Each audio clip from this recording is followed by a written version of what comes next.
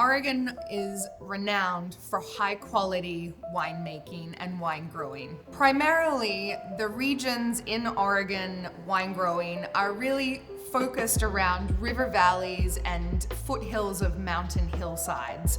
So the mountains and riverways are really the source of a lot of high quality production and dynamic complexity in Oregon vineyards. If we begin with some of the oldest regions in Oregon, we would be looking at the Willamette Valley and the Umpqua Valley, located on the western side of the Cascade Ranges and on the eastern side of the Coast Range Mountains. The Willamette Valley in the north is one of the most renowned regions for Pinot Noir in the country and the world. However, the Umpqua Valley, just to its south, is also equally renowned for Pinot Noir, and as you move further south, it moves into more full-bodied red varieties like Syrah, Cabernet Franc, and Tempranillo. To the further south, above California, we have the Rogue Valley. This is an area that is spread wide from the Eastern Cascades to the West Coast Coast Range Mountains and to the south to the Siskiyous. This area has another region nested within it called the Applegate Valley. This region is based around the Applegate River and spreads out to the coast.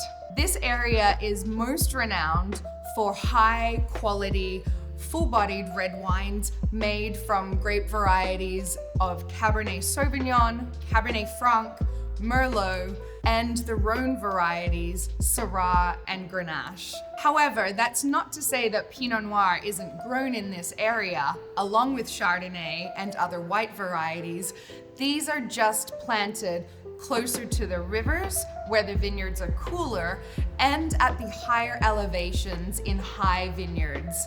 Wine growing is a complex subject across Oregon. If we move right to the northern boundary with Washington State and along the Columbia River Valley, we have two distinctive regions.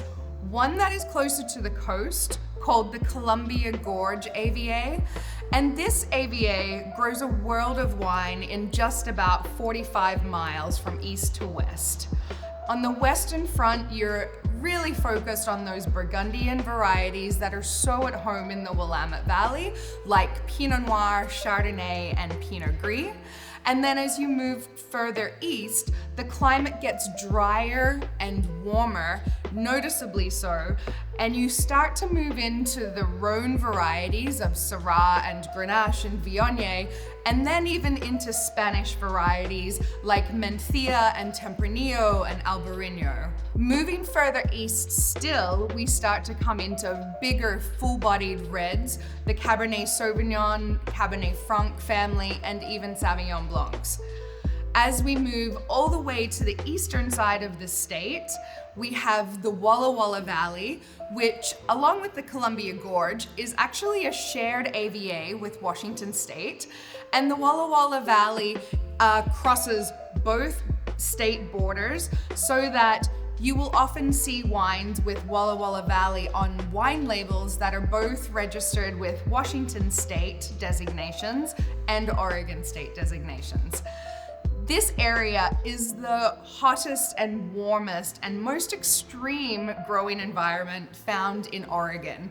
And what we find in these regions are really full-bodied, warm, ripe-fruited Cabernet Sauvignon and Merlot, primarily in Walla Walla, and then in a nested region called the Rocks District of Milton Freewater on the Oregon side of the AVA.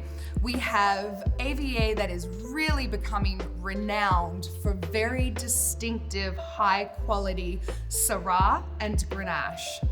And these varieties here thrive in this deep river-based alluvial soil that has very full, heavy, rocky structure where the vines are planted and grown close to the ground to really absorb the heat from those rocks in the vineyard and make sure that these fuller bodied, thicker skinned grape varieties receive full ripeness and really develop complexity from this reflected warmth and UV light found in this quite short growing season.